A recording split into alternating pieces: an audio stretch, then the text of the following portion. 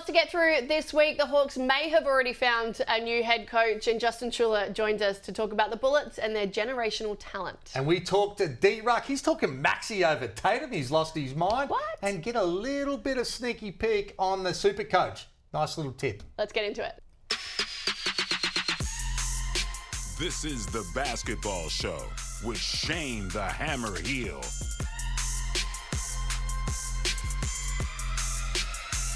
What they gonna say next? Let's kick things off with the Illawarra Hawks. No longer is Jacob Jackomas the coach of the club. Instead, Justin Tatum has taken over as interim. Did you see this coming? Probably not this soon. I thought they would have given him a little bit more time. With the fact that they were so injury ravaged last year, they only won 3 games or something like that, but then they extended his contract. So they obviously had belief. It's hard to know whether he's an NBL coach because I just think the roster that he put together was pretty poor. I didn't like the balance of their team and the pieces that they had. So I think he's probably more guilty of that than whether he can coach in the NBL and be successful or not. I'm not sure it's whether it's the pieces that they had and didn't have. For me, it's the fact that Dave O'Hickey hasn't played this season. Where has he been? He's sitting on the end of the bench, not giving But who's he going to play instead of? Like at the start, he was criticised for playing too many people. So then you reduce it and you can't win either way. But who would he play instead of? Throw him in instead of anyone. JR sometimes, for instance. But see, that's what I mean. Like, I think if you've got the wrong imports and the combinations and don't have a real marquee Australian, then it makes it difficult. I think the recruiting was wrong with the way this team was put together. But it's going to take years for somebody to be able to build this program. Let's talk about Melbourne United. They surprised a few people, I think, with a win in the throwdown over the weekend because of their personnel at the time. No LT, no Ian Clark and no Delhi. That is an incredible win. If South East Melbourne can't win that game in that situation in front of their home crowd with 3 of their best 6 players out, it's hard to see how they could possibly beat them in a series. And, you know, massive congrats to that man. Your boy, Chris Goulding, 35 points, was it? He was incredible. Some of the shots that he made with the other personnel out, you might think it's easier, but it's actually harder with better players missing because there's more attention on him. Have a look at that. That is deep, if you don't mind. What a game from Melbourne United. They are legit. They are the benchmark of the NBL right now. Well done to them for everyone stepping up. Moving to the NBA now, Duop Reith had his NBA debut with the Blazers on Monday. 11 points. He was 11, 3 and 3 in 14 minutes. Yeah. He looked pretty comfortable out there. And a great situation for him to end up in with a team that's rebuilding. Then it doesn't matter throwing him in for this and not a lot to lose as far as expectation from the team's point of view. And he might find himself as somebody that really builds in this rotation. What a place to end up, and well done for him of being able to, when he got his opportunity, grab it with 2 hands. 11, 3 and 3 in 14 minutes is some serious balling. No, really pleased for him. Most definitely. Had a bit of a licence as well. I think he was, 3 of 8 from deep? We like that. I love it. Let it rip. Love it. Finding his teammates as well offensively and a couple of blocks thrown in too, so good on him. Yes, this is the Lowdown thanks to Code Sports. Now, we've been discussing the Hawks and the fact that they parted ways with their coach, Jacob Jackomas.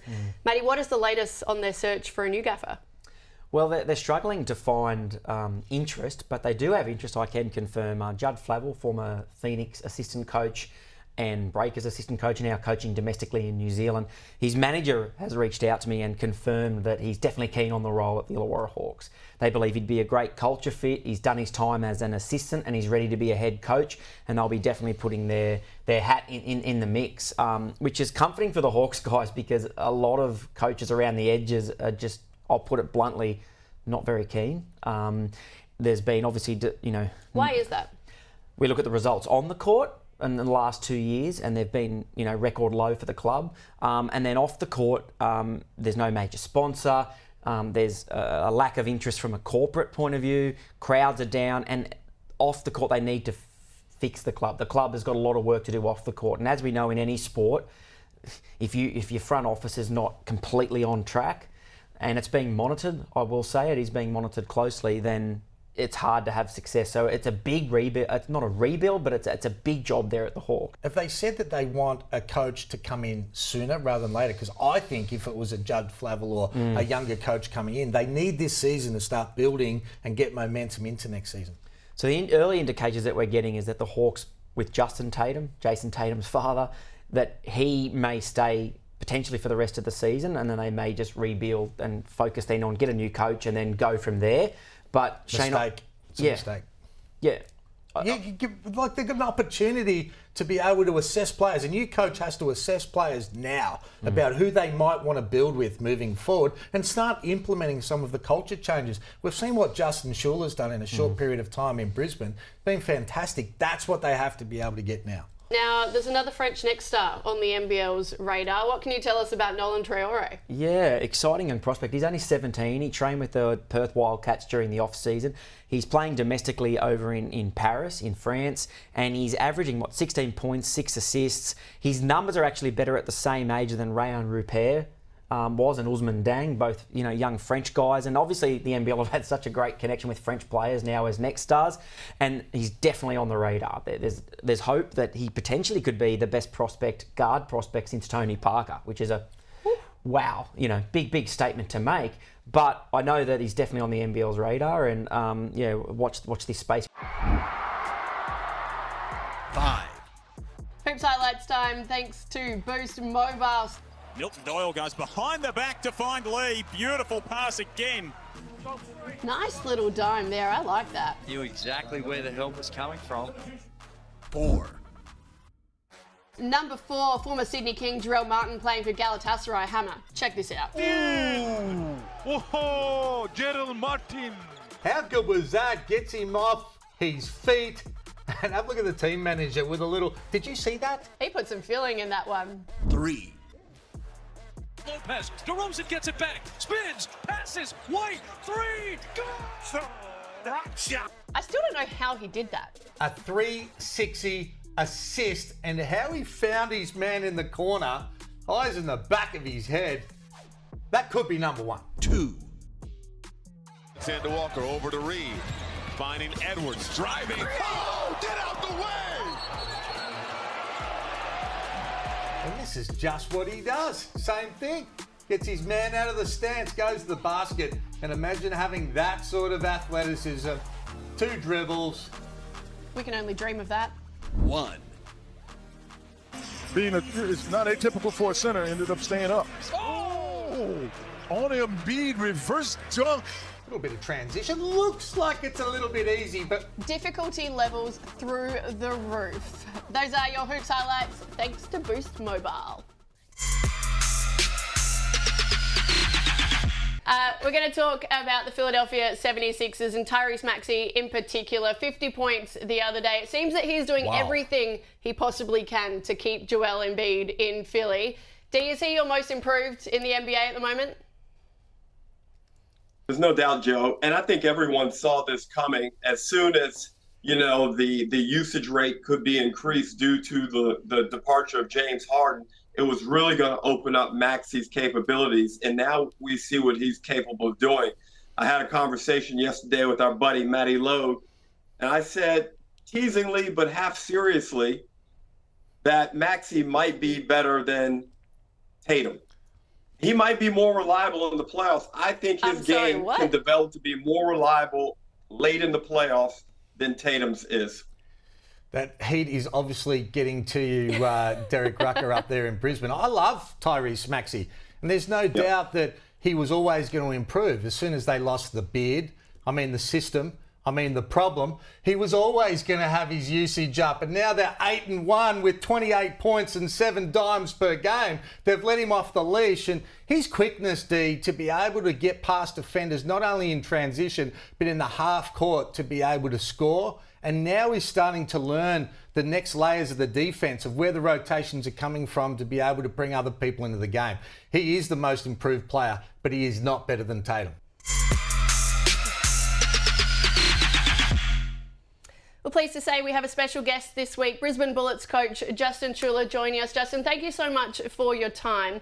Naturally, you inherit players. One in particular, Nathan Sobey, looks to be playing inspired basketball at the moment.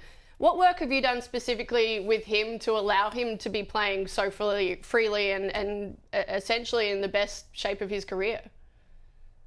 Yeah, I think his health has been a big part of it. Like he finally had an off season where he could just concentrate on that. You know, it was a negative him missing out on national team duties, but a positive in that sense that he could really lock in on getting his body right. And I think when we started to look at what is his assets in the game, where's he the hardest to defend, I think we've been able to put him in a lot of positions of success for that. And that started with how we recruited around him. He still plays the point from time to time, but it's not his job. It's allowing him to be off ball and use the skill sets that he has. So, I think that's been a positive for him in that he can just get back to being kind of the impact player that we all know he can be. Rocco Zikarsky is one of the future stars of Australian basketball. Can you talk about what he's like behind the scenes and from your point of view, Justin, what his ceiling could be? Yeah, I've been asked this one a few times, and he can be the most fun and the most serious kid all at once. There's some guys 20 years older than him in the locker room, but he's still kind of our glue guy within the locker room, which is, I think, speaks volumes of who he is as a person, that he can connect with anyone in our group. Him and I had a really honest conversation yesterday about continue to challenge me. That's what I was asking of him, because I looked back at that Sydney game. I was like, no, I should have gone back to you. You did your job that day and you deserve more opportunity. And, where his growth right now is he's gone from, he's not a kid anymore. He's a professional athlete, and he's really starting to carry himself that way and demand more and more of me. So I'm kind of excited for this next quarter or the next period of what his growth will be. What he can become, I don't think you offer opportunities like this to athletes unless they have the opportunity to become generational. And I think he can be that. He's shown in his time that we've given him, he can already have an impact. It's just, can we get that consistently? And so as that evolves, as he gets older, I think, he can be whatever he wants to be. Come the pointy end of the season, what would you consider a success? Yeah, for us, we keep talking about, we don't hope to do well, we expect to. We genuinely believe we can be a playoff team, and, we operate in that way every single day. And, we sit here so frustrated and that we've let 3 games go this year that we felt we knew we were in winnable positions and we didn't take care of. And, so we also know we're on a growth point, and that's what our journey is going to need to entail to get to where we want to go. But, at the end of this year, if we haven't made playoffs, we're definitely going to have some disappointment about us, and that we knew there's controllables probably throughout the year that we could have taken care of. So, that's our growth point right now. That's what we're trying to rectify. And, we know this year was about building a foundation. We're comfortable with that. We've done that. We know that we've got the ability to build whatever we want on top now, but we're not satisfied with just competing. We're not satisfied with just being, a better team than what we have in the past. The bar was low. We're not going to accept that. We've got high expectations on what we can do, and we'll continue to strive for them. What can we do to make our team better this week? So there's 4 teams on the double this week: Cairns, New Zealand, Perth and Tasmania. So again, they're going to be your priority teams if you're looking to trade someone in or just to maximise that schedule. Next week, if we look ahead, Cairns and New Zealand have another double, and Adelaide and Brisbane as well. So again, if you're trying to plan some trades ahead, if you don't have Josh Bannon, for example, from Brisbane, you might look at him. If you're looking for a point of difference, maybe an Isaac Humphries at centre from Adelaide could be someone you look at. But if you just wanted to make the smart conservative choices this week, probably sticking with New Zealand guys like Parker Jackson Cartwright. Anthony Lamb is someone who I've brought in a couple of weeks ago. He's playing great. He led them with 37 points in round 7. And if you're looking at Cairns, Patrick Miller is expected to be back from injury this week, and he scored really well early on in the season. Keep an eye on Taj McCall. I'm not quite convinced you want to invest in him just yet. I think he's still kind of working his way back in the lineup. So maybe the more conservative choices from Cairns as a Sam Wardenberg or a Bull Quoll potentially. And then also Will McDowell-White, another guy who started to play a bit better of late, but again, a hefty price tag for what he's been producing. So probably someone to keep an eye on for another week or so just before you deploy him. But Cairns and New Zealand still have the best schedules coming up for the next little while. So some relatively sort of well-known big names there. What about any cheeky pickups or guys to be looking out for? Yeah, there's a couple that I'm considering. Another one from New Zealand is Mango Matiang, a guy who kind of fell out of favour earlier in the season with New Zealand, but his form's really ramped up the last couple of weeks. He's averaging over 30 Supercoach points over his last 3 rounds, and the price tag's pretty favourable at 185,000, so that's someone to consider. Aaron Baines, again, someone who's not been producing, but there's some rumours around a Tyrell Harrison injury. If Harrison's out and Baines gets a heavier workload, then he could potentially be someone to consider. And then if you're looking for a really sneaky choice, someone that I'm really considering bringing in as a cheaper option this week is AJ Johnson in Illawarra. He's not been playing much at all, but I just wonder with the coaching change with the Hawks, whether Justin Tatum might look to deploy the next star a bit more and give him a bit more of a run and development. So one to keep an eye on, but if you're looking for a really cheap option or a way to save money to deploy elsewhere, he could be someone to look to trade in this week. This is a co-production by News Corp Australia and Closer Sports.